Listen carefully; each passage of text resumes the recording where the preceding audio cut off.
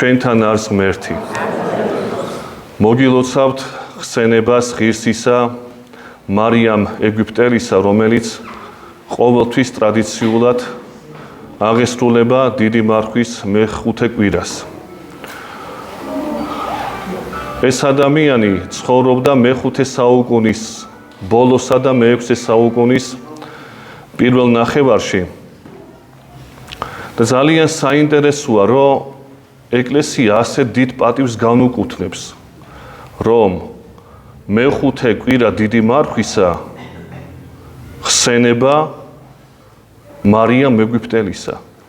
სხვა წმინდანებიც არის ძალიან დიდი, უამრავი წმინდანი გვყავს ჩვენ, ქართველი თუ სხვა ეროვნების, მაგრამ აი მარიამ ეგვიპტელი ამხელა დიდი პატივი დასდო ეკლესიამ და აქვე ჩდება ესეთი კითხვა, რომ რატომ ასე?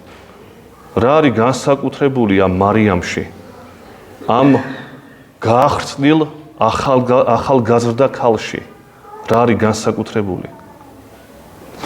თქვენ მისი ცხოვრება კარგად მოგეხსენებათ, მაგრამ ძალიან ეპიზოდურად შევეხები ამას. ყველაზე მნიშვნელოვანზე გავუსვათ და ამოვიღოთ ყველაზე მნიშვნელოვანი მისი ცხოვრებიდან. აი თუ მის ცხოვრებას ჩვენ გადავხედავთ, ასეთი ცხოვრებები ჩვენთვის ძალიან ცოტა არის, მაგრამ ძალიან ცოტა. ზოგადად წმინდათა ცხოვრება, ანუ აგიოგრაფია არის გამსჭვალული კეთილი თხრობებით. ანუ კლასიკური თხრობა როგორია წმინდათან დაკავშირებით, რომ დედის მუცლიდან იყო გამორჩეული. აი მაგალითად, ავიღოთ ისეთი წმინდანი, როგორიც არის წმინდა ნიკოლოზი. თქვენ იცით, რომ მის ცხოვრებაში ცნობილია ოთხშაბათი პარასკევი დედის რძეს არ ღებულობდა. გამორჩეული იყო ბავშვობიდანვე. ავიღოთ ქართველი მოღვაწე, ხანძთელი გრიგოლი, მე-19 საუკუნის უდიდესი ღვთისმეტყველი, უდიდესი მოღვაწე, ტაო-კლარჯეთის მაშენებელი. როგორ იწყება მისი ცხოვრება? რომ იგი იზრდებოდა სამეფო კარზე, უგანათლებულესი პიროვნებაა, კეთილი შეიწყნარის, ხოლო ჯერკვალი განაგდის, როცა კითხულობდა ნაწარმოებებს. ესე იგი, იმხელა გამრჩეველობა ჰქონდა ადამიანს ბავშვობიდანვე, რომ კეთილსა და ბოროტს ხვდებოდა თვითონ წიგნებში, რაც კეთილი იყო, იმ ფილოსოფოსთან ნაშრომებში და სხვა, იღებდა, რაც არ იყო ერეტიკული იყო, ამას განაგდებდა. და შემდგომ ვიცი ჩვენ, რომ მისმა ახლობლებმა გადაწყვიტეს ჯერ მღვდლად კურთხევა, დასჯერდა, დაემორჩილა, მაგრამ როდესაც გადაწყვიტეს ეპისკოპოსად ხელდასხმა, მაშინ განეშორა უდაბნოში მიდის.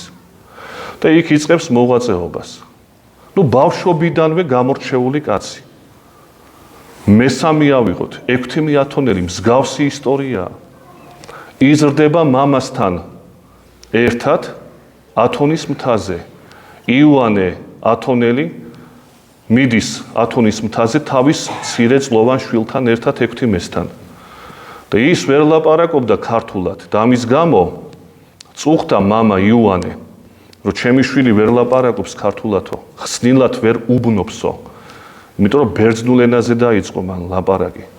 და შემდგომ ღვთისმშობლის გამოცხადების შედეგად მან დაიწყო ქართულათაც და მოარწყულა როგორც ასეთი ქართველი ერი თავისი შრომები და უამრავი შრომაა ჩვენამდე ბერძნულიდან ქართულად თარგმანი მისი გაკეთებული.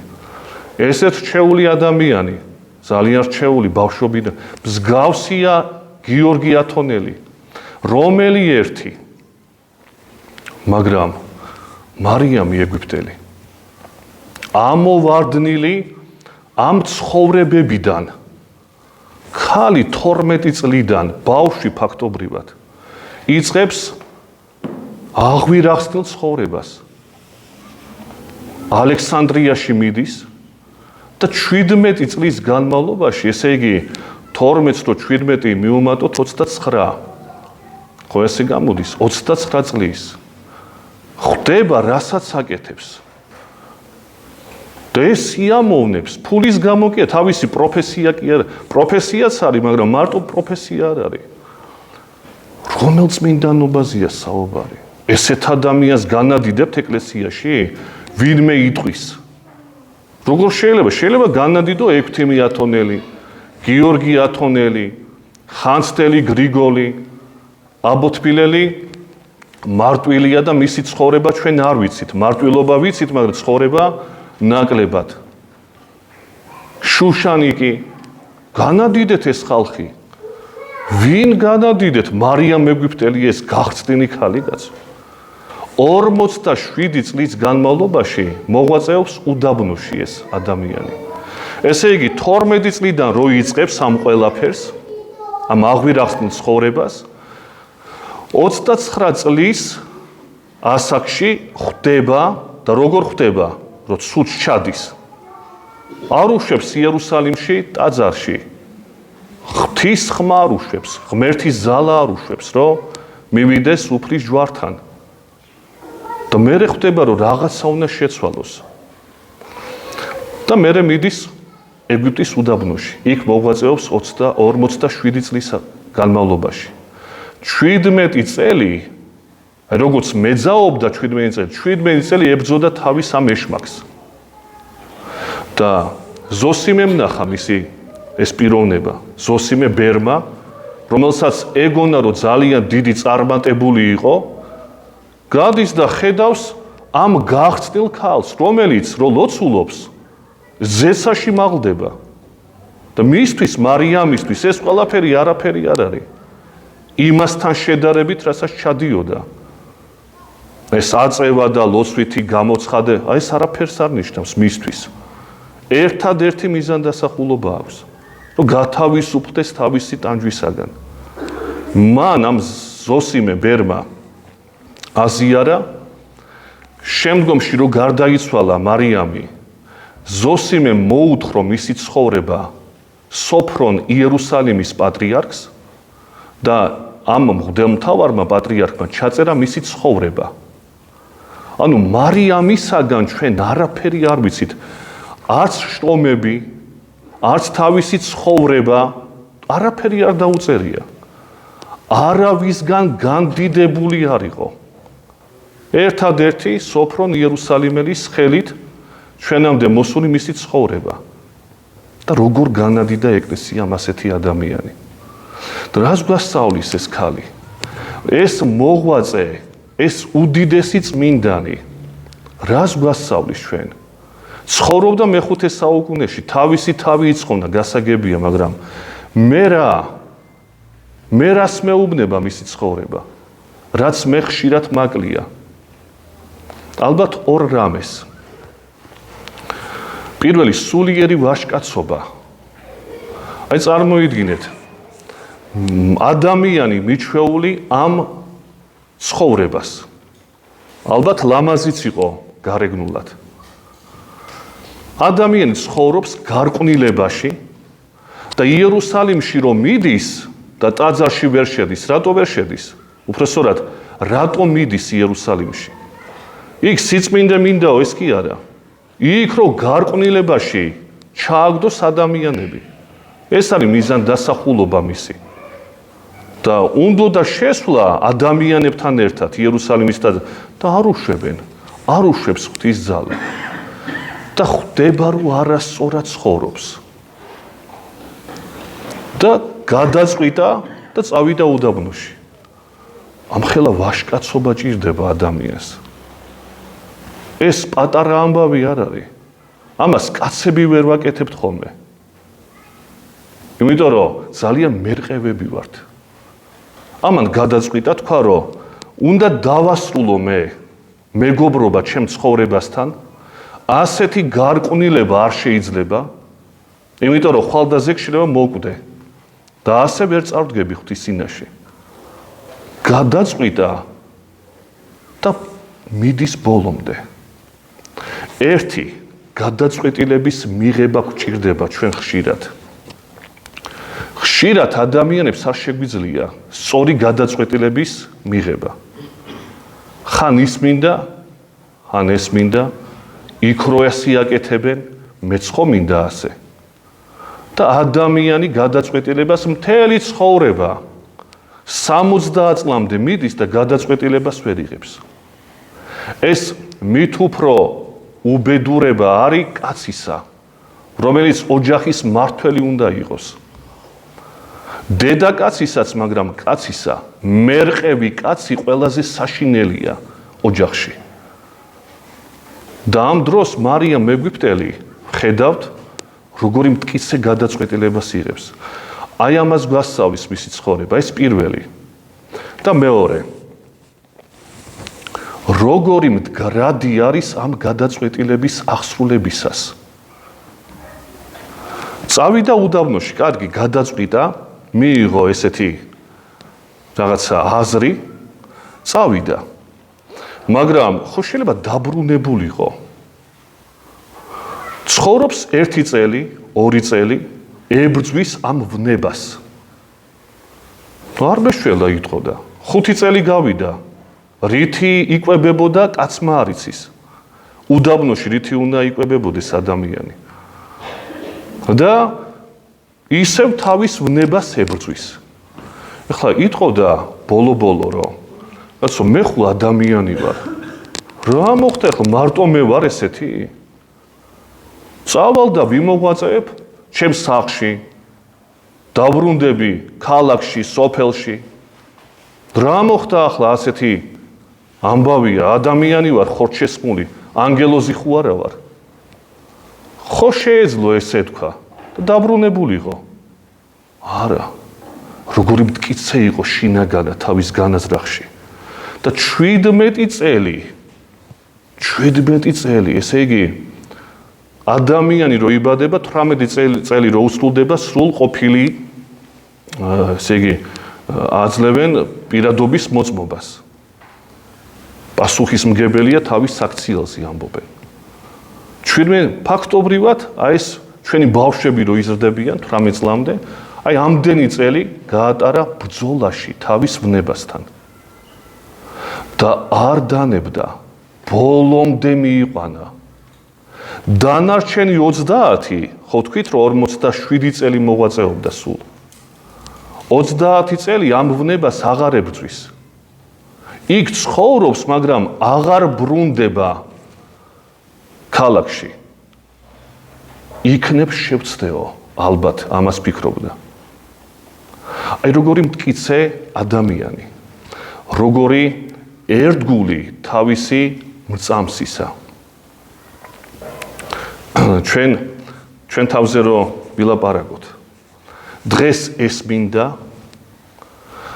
მეორე დღეს სულ სხვა რამე მინდა, მესამე დღეს სულ სხვა რამე და ასე შემდეგ.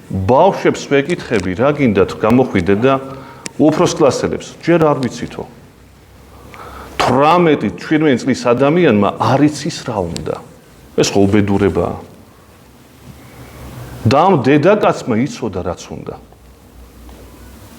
გადაწყვეტილება არ აქვს მიღებული. რაღაცა მრწამსი არ აქვს ცხოვრებაში. ამიტომაც ჩვენი გზები ხან მიდის არასწორად. ხან ღამის კლუბში დადის. ხან პირამიდებთან მიდის, ხან ეკლესიაში. ხან რესტორანში. და დაბნეული კაცი არ იცის რა უნდა. ერთი გზით მავალი არ არის. იმაზე კი არის საუბარი, რომ სადმე წასვლა ცოდვაა და ცუდია. გაფანტულობაზეა საუბარი. დაშლილი აზროვნება როცა აქვს ადამიანს. ხუჭკუაშვილი როცაა. აი ეს არის უბედურება ადამიანების. ეს შლის საზოგადოებას. ჯერ ადამიანს შინაგანად შლის. ესეთი ადამიანები ვერასოდეს ვერაფერს ვერ გახდებიან, ადრეს ჰქონდა ჩვენ საუბარი ამაზე. ვერც პროფესიონალურად და ვერც სულიერი გაგებით. იმიტომ რომ მიზან დასახულობა არ არის სწორი. შეიძლება დაისახოს, ბოლომდე მიმყვანი არ არის საქმისა. წიგნი დაიწყო ადამიანმა, კითხულობს 2-3 დღე ერთი კვირა. მოაშორა აღარ უნდა, მეორე დაიწყო. ესეც მოაშორა, მესამე დაიწყო, სულ დატოვილი წიგნები. ბოლომდე კი არ მიუყვანია. საქმე დაიწყო, აღარ მინდა. ჯერ სტომატოლოგია უნდა, მერე მღვდლობა უნდა, შემდგომ ტაქსისტობა უნდა, პროფესორობა უნდა და ბოლოს ვაჭარი გამოდის. რა გინდა ბოლო-ბოლო ჩამოყალიბდი? ეს ხორციელ საკითხებზია საუბარი. სულიერ მდგომარეობაშიც ასე ვართ. ხან მინდა ლოცვა, ხან არ მინდა, ხან მეზარება, ხან მეძინება, ხან არამცალია და ასე ვარდება ადამიანი თავისი სულიერი გეზიდან და ვეღარ ვითარდება მერე. რო განვითარდეს თურმე ადამიანი, როგორც გვეუბნება ცხოვრება მარიამისა, ორი რამე არის საჭირო. პირველი, სწორი გადაწყვეტილება და მკაცრი კი არ უნდა ეფოფინოს საკუთარ თავს, მაიმე რა ცოდო ხარ, 7 საათზე როგორ ადგები შენ, აბა როგორ წახვალ შენ, იქნება მშიერი ხარ და ასე შემდეგ. საკუთარ თავს ისოდებს ადამიანი. წინსვლა ვერ იქნება ესეთი ადამიანის. მარიამმა უთხრა, უდაბნოში უნდა წახვიდე. ჩვენ სახლში ვცხოვრობთ და საკუთარი თავები გვეწოდება. ეს უდაბნოში წავიდა არ ეწოდებოდა. და მარტო კი არ წავიდა, იქ ცხოვრობდა და იქ მოკვდა ადამიანი. ბოლომდე მიიყვანა თავისი ეს იდეალი და მწამსი. ესე პირველი გადაწყვეტილება სწორი და არ უნდა აქ რაღაცა შეწოდება საკუთარი თავის დედაგენაცვალოსი. არა ჭირდება აქ ესეთი რამ. და მეორე, ამ მიზნის ბოლომდე მიიყვანა. ბოლომდე. შეიძლება არ გამოგივიდეს, არ დაგაფასონ, რაღაცა ხელფასი არ იყოს დიდი, შეიძლება ესეთი რაღაც მოხდეს. მაგრამ შენ უნდა მიიყვანო ბოლომდე. მაშინ ჩამოყალიბდები პიროვნებად, საკუთარი თავი მაშინ გაგეხარდება. როცა ესეთი რამე არ არის, 10 რამეს არის მოდებული და ჩამოუყალიბებელი პიროვნება. როგორც ქრისტიანი და როგორც სოციალური არსება. ისეც და ასეც ჩამოუყალიბებელი ხდება. აი ამას გვასწავლის მე ვფიქრობ მარიამ ეგვიპტელის ცხოვრება. ასეთი ვაჟკაცი ქალი, როგორც მოგახსენეთ, ამოვარდნილი მისი ცხოვრება იმ ცხოვრებათა შორის, რომელიც არის გავრცელებული ჩვენში. ის დიდი ადამიანები არიან, ბავშვობიდანვე ქალწულობრივად ცხოვრობენ, ათონელი მამები, ხანძთელი, რომელიც მოგახსენეთ და უამრავი ასეთი, წმინდა ნიკოლოზი და სხვა. ესე უდიდესები არიან, რაზეა საუბარი. მაგრამ ეკლესია მარიამ ეგვიპტელის ხსენებით გვეუბნება, რომ იმედი არასოდეს არ უნდა დავკარგოთ. რა მდგომარეობაშიც არ უნდა ვიყოთ. ოღონდ მტკიცე გადაწყვეტილება და ამ გადაწყვეტილების ბოლომდე მიყვანაა საჭირო. აი ეს არის მნიშვნელოვანი. და არა ისე, რომ მე ცოდვილი ვარ, რა ანგელოზი ხო არა ვარ, ღმერთო მიშველე და ცხოვრობს როგორც ცხოვრობდა. ამის მქადაგებელი არ არის დღევანდელი დღე. ამის მაუწყებელი არ არის მარიამ ეგვიპტელის ცხოვრება. ეს არის ადამიანის ცხოვრება, რომელიც უდიდესი ცოდვით იყო გამსჭვალული. მარტო ცოდვა კი არ იყო მის არში შეპარული, არამედ იყო დაავადების სიმაღლემდე აწეული. ეს იყო შეპყრობილი ამ მდგომარეობით. არიან ადამიანები შეპყრობილები არიან ამ ვნებით. ყველას თავთავისი ვნება აქვს. მაგრამ ეს იყო თავარი გაუკუღმართება ამ ადამიანისა, რომელიც ტანჯავდა მას. და ეს ხდებოდა, რომ რაც მე მტანჯავს, ის უნდა მოვიშორო. რაც არ უნდა მოხდეს ჩემ ცხოვრებაში. აი ეს იმედი მოგცა ეკლესიამ. რომ იმედი ყოველთვის, მაგრამ კაცრი გადაწყვეტილება და ბოლომდე მიყვანა. დაგლოცოთ ღმერთმა და მფარველი და მეოხი იყოს წმინდა მარიამ ეგვიპტელი, ჩვენი და სრულიად საქართველოსი. დაგლოცოთ ღმერთმა, გაიხარეთ.